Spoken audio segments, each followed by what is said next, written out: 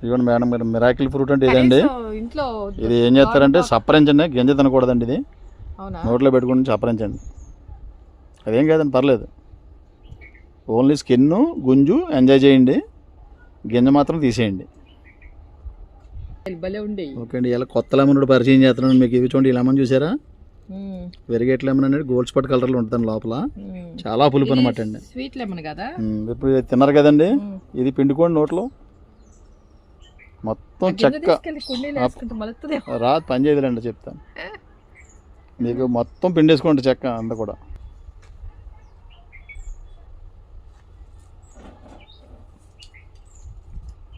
ఇది కూడా తీపికి మారిపోయింది.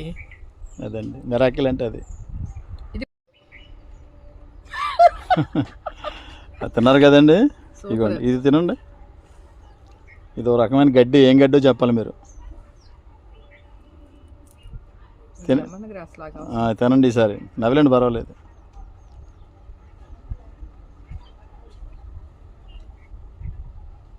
ఇది చేదు పులుపు వగరా అన్నీ కలిపి వచ్చినాయి కదండి, తీసేయండి ఈసారి గడ్డిని. అన్నీ నావే ప్రయోగం చేస్తున్నారు. ఇదిగోండి పుదీనా,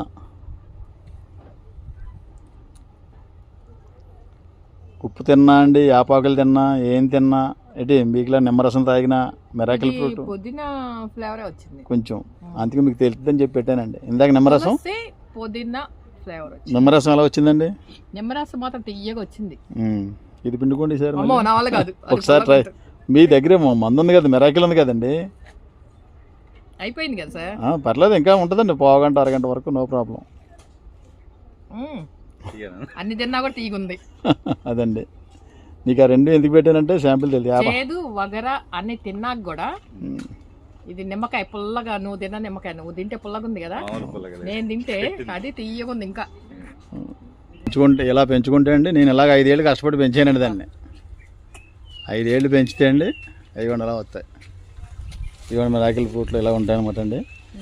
ఈసారి ఇంటికి ఎట్టుకెళ్ళి ఇదిగోండి ఈ ఫ్రూట్ ఎట్టుకెళ్ళి ప్రయోగం చేయండి. తిని చూడు, ఎవరన్నా మీకు తెలిసిన వాళ్ళ దగ్గర ఏంటి సరిపోతుంది. ప్రయోగం చేస్తాను, మా వాళ్ళకి మా కాలేజీలో చేస్తాను తప్పకుండా అండి. సరే, కొయ్యకండి.